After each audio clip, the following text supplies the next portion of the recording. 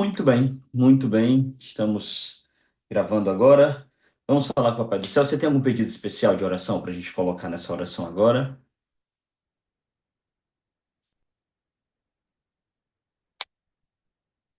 O microfone sempre é uma.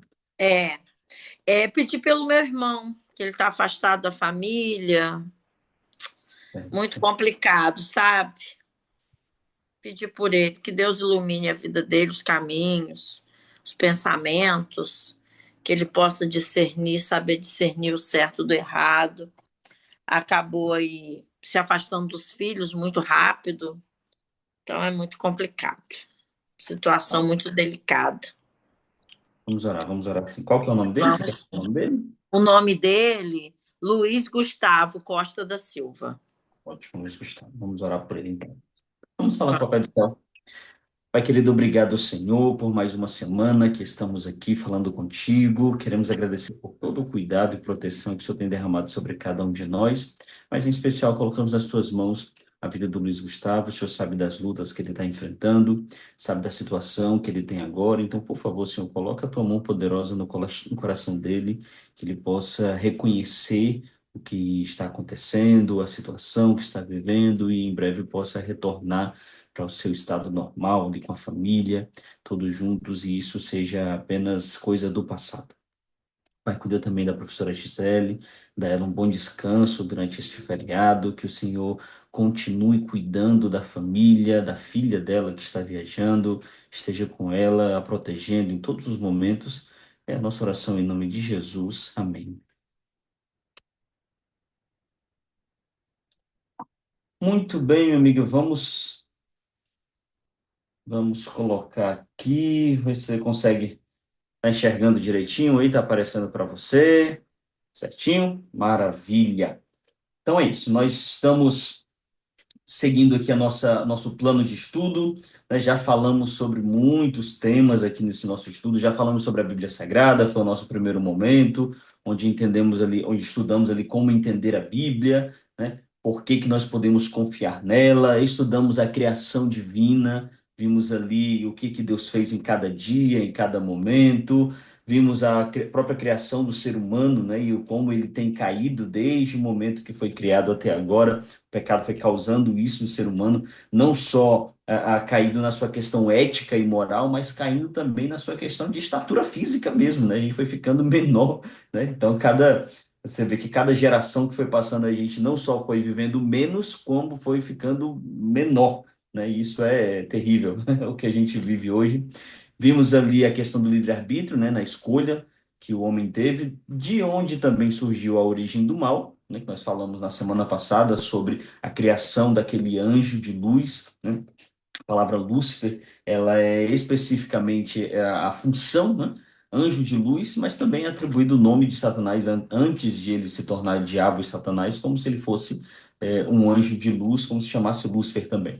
Vimos os ataques que o inimigo nos dá, a armadura que nós temos que usar para poder vencer a esses ataques do maligno, vencer a essas tentações que ele tem contra nós. E agora nós vamos estudar o plano da salvação. Então, nesse nosso quarto estudo hoje, nós vamos estudar o plano da salvação e como que esse plano se aplica à nossa vida, né? Se aplica a quem nós somos e como nós estamos trabalhando, tá?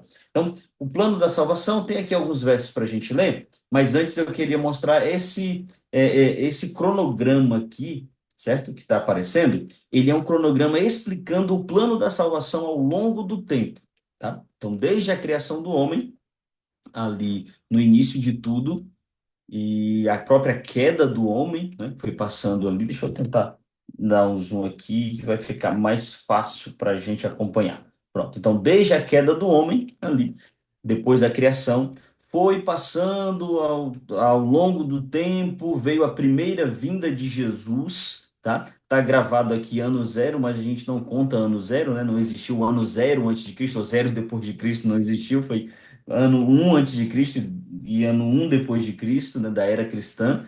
E aí o próprio ministério de Jesus, que durou ali seus 3 anos e meio, né? Desde o momento em que ele faz a sua primeira aparição miraculosa, vamos dizer assim, que foi ali no casamento, nas bodas de Caná, até mesmo a sua morte e a sua ressurreição foram ali 3 anos e meio de duração do seu ministério. Aí começa aqui o ministério no santuário, o ministério do santuário, a gente fala sobre isso em outro momento, é quando termina as 2.300 tardes e manhãs. Tá? Tem uma profecia que foi dada a Daniel de 2.300 tardes e manhãs, é onde inicia o ministério de Cristo no santuário celestial.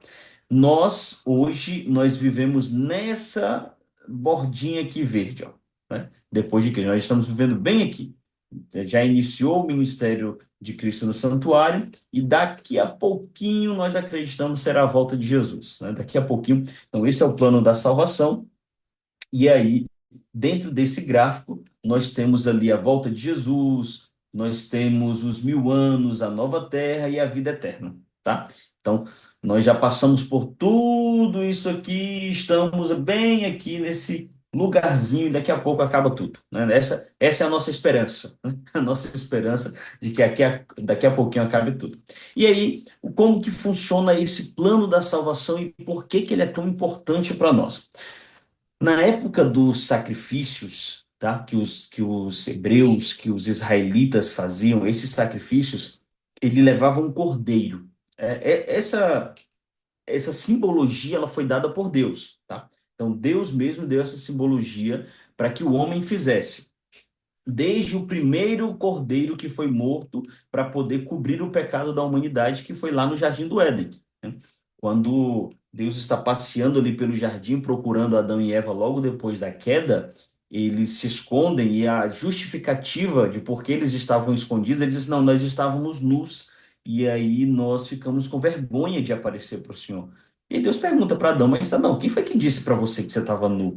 Você comeu da árvore que eu disse para você que não era para comer? E aí começa toda aquela discussão que a gente conhece, e a Bíblia diz que Deus ele mata um cordeiro ali e ele faz roupa para Adão e Eva da pele do cordeiro, né? Então, para cobrir o pecado, que na cabeça do homem agora o fato de ele estar nu era o que comprovava o seu pecado, então, para cobrir esse pecado, o que o ser humano faz agora é simplesmente, o que Deus faz, na verdade, agora é simplesmente colocar sobre ele a pele do cordeiro, né? Faz uma roupa ali. E esse cordeiro, no tempo do sacrifício, ele não podia ter manchas, tá? Não podia ter nenhuma mancha no corpo. Era um substituto temporário. Então, todo santo dia tinha sacrifício pelo pecado dos homens. Eles levavam o cordeiro para matar e ali no templo. Era sacrificado várias vezes e esse sacrifício era simbólico, né? O pecador ele colocava a mão ali sobre a cabeça do cordeiro e fazia uma oração, transferindo os seus pecados para o cordeiro. E aí, quando ele matava o cordeiro, significava que ele estava ali pagando pelos seus pecados. E o Cordeiro de Deus? Quem é o Cordeiro de Deus agora? O próprio Jesus, que agora, sem pecado, é um substituto eterno, só precisou de um sacrifício e foi um sacrifício real, não foi simbólico, né? Vamos ler esse versículo aqui de João 1:29. Você está com a Bíblia fácil aí, irmã Gisele? E se tivesse, já lê para a gente.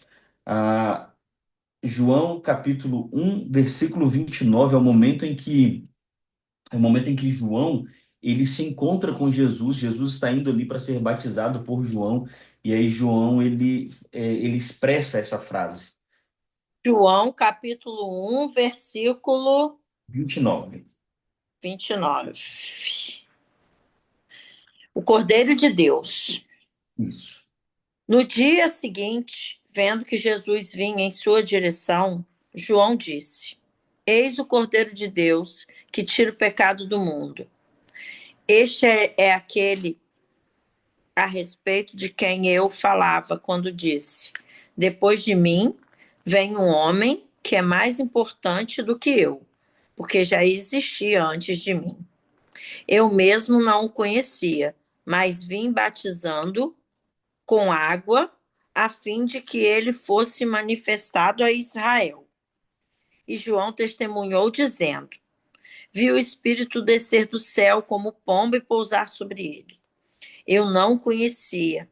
Aquele, porém, que me enviou a batizar com água, me disse: Aquele sobre quem você vir descer e pousar o Espírito, esse é o que batiza com o Espírito Santo. Pois eu mesmo vi e dou testemunho de que ele é o Filho de Deus. Amém. Amém. Então a gente já percebe aí que João Batista, esse não é o João que escreveu o texto, tá? Esse é o João Batista, ele falando justamente sobre Jesus. Olha, esse aqui é o Cordeiro de Deus que tira o pecado do mundo. E para aquelas pessoas que estavam ouvindo, isso fazia sentido, porque elas entendiam que o Cordeiro que tira o pecado das pessoas era o Cordeiro do sacrifício que era feito no templo. Então, enquanto havia esse sacrifício ali no templo, elas é como se hoje a gente falasse de uma coisa que é muito comum nossa, né? Ali, por exemplo, da sala de aula, se a gente dissesse assim, gente, olha, esse aqui é o aluno que tira nota 10 em todas as provas. Então, no contexto de sala de aula, a gente entende que a nota 10 é porque ele foi o melhor aluno, ele respondeu positivamente todas as questões, respondeu de forma correta. Então, no nosso contexto, a gente entende. Então, essa frase que João fala lá no contexto, para aquelas pessoas, fazia sentido quando ele diz: Esse é o Cordeiro de Deus que tira o pecado do mundo. As pessoas olharam para Jesus e pensaram: então, este é aquele que vai morrer pelo meu pecado. Então elas olharam para Jesus e perceberam, com essa fala de João, né? Com essa fala de João Batista, esse de fato, verdadeiramente é o Filho de Deus. É aquele que vai morrer por cada um de nós. Então ele não podia ter pecados, ele é um substituto eterno, é por isso que a gente chama de sacrifício substitutivo, né? Ele tomou sobre si as nossas dores e pelas suas pisaduras nós fomos sarados. A gente vai já falar sobre esse verso também, que é ali de Isaías 53, né? Então ele recebe o que era para ser nosso. Infelizmente, essa compreensão em algumas denominações ela não é tão clara, né? Algumas pessoas ainda falam sobre o sacrifício de Jesus ele não ter pleno, como é que eu posso dizer assim, de uma forma mais clara, ele não tem uma plena completude, né?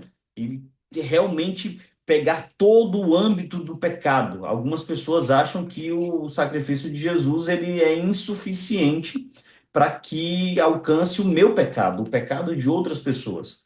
Mas o próprio Jesus ele fala sobre isso, ele quando ele está pronto ali na cruz, ele declara, tetelestai, né? Está consumado. Acabou, a última dívida foi paga. Paguei por cada um dos pecados daqueles que já passaram, daqueles que estão vivos hoje e daqueles que ainda vão vir. Por quê? Porque o pecado, um Deus sem pecado, imortal, morreu pelo pecado da humanidade. Isso é uma coisa que a gente não consegue hoje entender, né? Como que pode um ser que é imortal, ele não pode morrer? Não é que ele tenha vida, ele é a própria vida, né? O próprio Jesus, ele fala assim, eu sou o caminho, a verdade e a vida. Eu sou a vida, né? Então, quando ele diz isso, ele está dizendo o seguinte: ninguém me dá vida para que eu viva, ninguém me deu fôlego de vida, eu sou a própria vida, né? E nós matamos, né, quando eu digo nós ali de forma a humanidade, nós matamos alguém que não podia morrer, né? Então, o quão grave é o nosso pecado e o quão grave é esse plano da salvação é que nós matamos alguém que não podia morrer. E a gente nunca vai entender isso. Nunca vai entender isso. E o próprio Jesus ele vai falar assim para a gente, olha, ele diz o seguinte, olha, ninguém pode tomar a minha vida, eu mesmo dou a minha vida e eu posso tomá-la quando eu bem entender. Então o próprio Jesus ele vai e faz o quê? Nós encontramos versículos na Bíblia, três especificamente, em que um diz que é o Pai quem ressuscita Jesus, em que outro diz que é o Espírito Santo quem ressuscita Jesus, e outro diz que é o próprio Jesus que se ressuscita, né? Porque ele tem aliás, não é que ele tem a vida, ele é a própria vida, né? Então isso para nós é algo assim sobrenatural. A gente vai passar a eternidade estudando o plano da salvação e a gente talvez nunca entenda como que a gente conseguiu matar um Deus que é imortal, né? Como que a gente conseguiu realizar esse feito, mas ele se entrega por nós, né? Ele se entrega por nós. E nesse plano da salvação, existem esses dois caminhos, tá? Então, o plano da salvação ele tem esses dois caminhos. Ele tem a morte eterna e ele tem a salvação, tá? Ele tem ali a vida eterna. E bem aqui a gente precisa entender uma coisa, né? E é algo que infelizmente é muito comum ainda na humanidade de hoje, é se acreditar na salvação pelas obras, como se a gente pudesse fazer alguma coisa para ser salvo. E a gente não pode, né? A gente não pode fazer algo que possa nos dar a salvação. Se você puder abrir aí, Gisele, no capítulo 53 de Isaías. Vamos ler esse texto. Ele vai falar exatamente sobre isso que a gente está conversando agora, que é Isaías capítulo 53, tá? Isaías 53. Capítulo Estou quase 50. lá, Ele vai pertinho. falar justamente sobre esse sacrifício substitutivo de Jesus sobre nós, né? 49, 50, 53. Qual é o 53? Pronto, pode ler a partir do versículo 1, a gente vai ler até o Tá. 5 e 6. Quem creu em nossa pregação e a quem foi revelado o braço do Senhor, porque foi subindo como um renovo diante dele e como raiz de uma terra seca. Não tinha boa aparência, nem formosura. Olhamos para ele, mas não havia nenhuma beleza que nos agradasse. Era desprezado, mas rejeitado entre os homens, homem de dores e que sabe o que é padecer. E como um de quem os homens escondem o rosto, era desprezado e dele não fizemos caso. Certamente ele tomou sobre si as nossas enfermidades e as nossas dores levou sobre si. E nós o considerávamos como aflito, ferido de Deus e oprimido. Mas ele foi transpassado por causa das nossas transgressões e esmagado por causa das nossas iniquidades.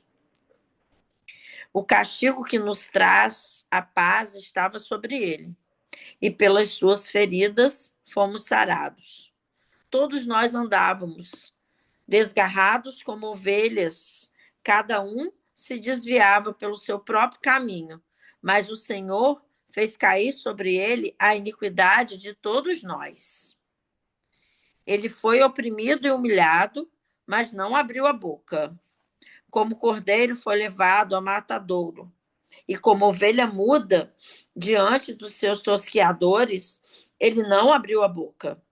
Pela opressão e pelo juízo ele foi levado, e de sua linhagem, quem se preocupou com ela?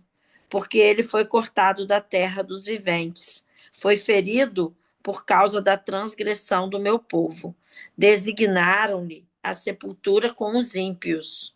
Mas como o rico esteve na sua morte, embora não tivesse feito justiça, e nenhum engano fosse encontrado em sua boca. Todavia, ao Senhor agradou esmagá-lo, fazendo sofrer. Quando ele der a sua alma como oferta pelo pecado, verá a sua posteridade e prolongará os seus dias, e a vontade do Senhor. E a Amém. vontade do Senhor prosperará nas suas mãos. Ele verá o fruto do trabalho de sua alma e ficará satisfeito. O meu servo, o justo, com o seu conhecimento justificará a muitos, porque as iniquidades deles levará sobre si. Por isso, eu lhe darei a sua parte com os grandes, e com os poderosos ele repartirá o despojo, pois derramou a sua alma na morte, e foi contado com os transgressores. Contudo, levou sobre si o pecado de muitos e pelos transgressores intercedeu. Amém. Amém. Então, exatamente esse texto ele está falando sobre o servo sofredor, né? Foi o que Jesus fez por cada um de nós. Então, o que ele está dizendo é que o sacrifício de Jesus ele é suficiente para a nossa salvação. Eu não preciso hoje cumprir, por exemplo, horas de trabalho para poder ser salvo. Eu não preciso cumprir exigências para se salvar, para ser salvo. Então, se o que eu faço me dá o direito à salvação, então eu não preciso de um salvador. Basta eu fazer, cumprir os requisitos e acabou, estou salvo. Eu não precisaria que Jesus morresse por mim, né? Mas não é isso que a Bíblia está dizendo. A Bíblia está dizendo que o que Jesus fez é suficiente. O que eu preciso fazer? Aceitar, né? Então, eu preciso ir lá e aceitar. E isso, às vezes, algumas pessoas não entendem. Por quê? Porque muita gente tem na cabeça que eu preciso fazer alguma coisa para poder ser salvo, né? Para poder merecer a salvação. E a salvação, ela não é meritocracia, né? Não é, porque se for para ser meritocracia, ninguém merece. Ninguém está merecendo ser salvo, né? Vou fazer uma lista aqui, quem que está merecendo ser salvo aqui? Vamos colocar aqui no papel. Ninguém vai merecer. O próprio Paulo, uma vez, quando ele estava falando sobre isso, ele fala o seguinte, olha, porque não há nenhum justo, nenhum sequer, porque todos pecaram e carecem da glória de Deus. Então, se todos pecaram e carecem da glória de Deus, então ninguém pode ser salvo pelas suas próprias obras, né? E aí Paulo também vai dizer o seguinte, olha, Jesus veio para buscar os pecadores dos quais eu sou o pior, o principal, né? Sou o maior pecador. Então, é bem aí que a gente entende exatamente aqui essa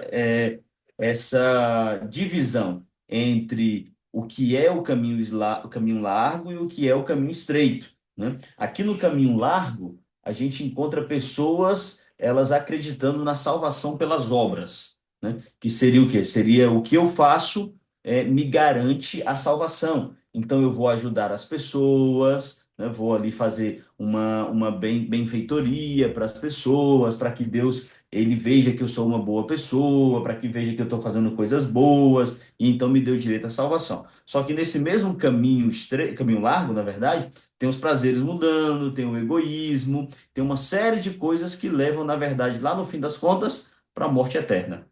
Não me leva. Vai ter um momento, e para mim esse é um dos momentos mais emblemáticos que vai ter na volta de Jesus, é quando algumas pessoas vão falar com Jesus, mas Senhor, em teu nome eu orei, eu profetizei, eu curei pessoas, em teu nome eu fiz grandes sinais e prodígios, e aí Jesus vai responder para essas pessoas, eu nem sei quem são vocês, eu não conheço vocês, afastem-se de mim para o fogo eterno. Então, meio que vai ser em vão, tá? Todo esse trabalho é em vão, porque você está vivendo ali, pregando, profetizando, curando, fazendo milagres, fazendo um monte de coisa, mas que nada disso vai servir para a salvação de fato, né? Então, o que é a salvação pela graça? Efésios 2:8 diz assim, ó, porque pela graça sois salvos, mediante a fé, e isso não vem de vós, é dom de Deus, não por obras, para que ninguém se glorie, né? Então, isso é um dom gratuito de Deus. A salvação, ela é pela graça. A justificação, né? Eu fui salvo. Existe três palavrinhas aqui que são importantes para a gente entender a salvação. A justificação, a santificação e a glorificação. Tá? Isso aqui são três momentos importantes na vida de todo cristão. O que que é a justificação? A justificação é obra de um momento, assim, ó, um estalar de dedos. O que que é a justificação? É quando Jesus nos declara justo. Isso é o perdão dos nossos pecados. Isso é no estalar de dedos. Por exemplo, quando a mulher adúltera foi colocada ali aos pés de Jesus, e então disseram assim, ó, pela lei de Moisés ela deve ser apedrejada. E aí Jesus diz, não, tá bom, então quem não tiver nenhum pecado, que atire a primeira pedra. Então, quem atirou? Ninguém. Quem podia atirar? Jesus, que era o único que não tinha nenhum pecado que estava naquela cena ali. E aí passam uns minutinhos, vai todo mundo embora, e aí Jesus levanta o rosto, pergunta para a mulher, mulher, cadê os teus acusadores? Ele disse, não, não sobrou ninguém, Jesus, foi todo mundo embora. E depois, tá bom, nem eu tampouco te condeno. Vá e não peques mais. Naquele momento, justificação. No exato momento, justificação. O mesmo que acontece na nossa vida. Quando eu peço perdão a Deus, Deus me perdoa. A santificação, que é essa outra palavrinha aqui, é uma obra da vida inteira. Estou sendo salvo, é a vida inteira. Eu vou me santificando, é obra de uma vida inteira. Por quê? Porque eu sempre estou num processo de santificação. Eu nunca vou chegar num processo que eu possa dizer assim, pronto, a partir de hoje eu já zerei o jogo, eu já não cometo mais nenhum pecado, eu já não faço mais nada de errado, eu não vou, nunca mais vou mentir, nunca mais, isso não existe. Né? Por quê? Porque nós somos falhos. A gente cai, a gente erra, a gente peca. Então a santificação ela é uma obra de uma vida inteira. É claro que tem uma diferença. Quando eu era do mundão, eu pecava de um jeito. era libertinagem. Agora que eu estou com Cristo, eu tenho uma outra forma de viver. Eu já não, o pecado ele agora é um acidente.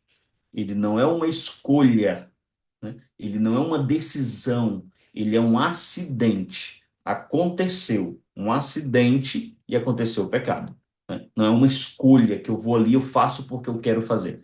E por fim, a última palavra é glorificação. E essa glorificação acontece quando? Só na volta de Jesus, tá? Então a justificação, obra de um momento, Jesus nos justifica, é coisa, pedir perdão, Deus me perdoou. A santificação é obra de uma vida inteira. Se eu viver 60 anos, é 60 anos de santificação. Se eu viver 100 anos, é 100 anos de santificação. Se eu viver 20 anos, é 20 anos de santificação. Tá? Então, é obra de uma vida inteira. E a glorificação é uma obra que é somente na volta de Jesus, tá? Que aí a própria palavra de Deus vai dizer que no momento, no abrir e fechar de olhos, nós seremos transformados, né? Os que morreram em Cristo ressuscitam incorruptíveis e nós, os que estivermos vivos, seremos transformados. Isso é a glorificação, tá? É o momento que tudo isso vai chegar ao fim. Maravilha, minha amiga. Alguma dúvida sobre esse assunto? Alguma pergunta que você quiser Não, fazer? tudo tranquilo, muito bem explicado, tranquilo, Amém. Que coisa boa, tranquilo. né? Então, a nossa decisão é muito simples, é muito clara, é só ir É, pelo caminho estreito, né? É só ir pelo pelo caminho caminho estreito. estreito. É só ir pelo caminho estreito. Não é fácil, não é Não, simples, não é uma coisa muito tranquila de se fazer, porque a gente não tem essa consciência de viver tranquilo como cristão. Um pastor uma vez falou essa frase, eu nunca esqueci. Eu achei essa frase muito, muito bacana. Ele disse assim: olha, Jesus não lhe prometeu vida fácil, ele lhe prometeu vida eterna. É outra história. Vida fácil para o cristão não existe, né? Então a gente vai vivendo e tem problemas, tem dificuldades, tem hora que tem que fechar a boca, tem que segurar para não falar o que está pensando, para não pecar, né? Então segurar o pensamento ali, Senhor, me ajuda, né? Para poder justamente continuar nesse caminho estreito em direção à salvação. Amém? Vamos falar com o Papai do Céu mais uma vez. Vamos orar ao nosso Deus. Vamos fechar nossos olhinhos. Pai querido, obrigado, Senhor, pela oportunidade que o Senhor nos dá de conversar mais uma vez sobre a tua palavra, sobre a salvação que o Senhor tem para nos dar. Pedimos que o Senhor esteja conosco, nos ensinando, nos dá um bom descanso durante este final de semana, para que estejamos preparados para uma próxima semana cheia de atividades. Cuida de cada um de nós, é a nossa oração em nome de Jesus. Amém. amém, Amém. amém. Uma boa semana, um feliz Para sábado e que você Deus te também. abençoe. Muito obrigada, viu? Estamos juntos. Junto. Tchau, tchau. Tchau, com Deus.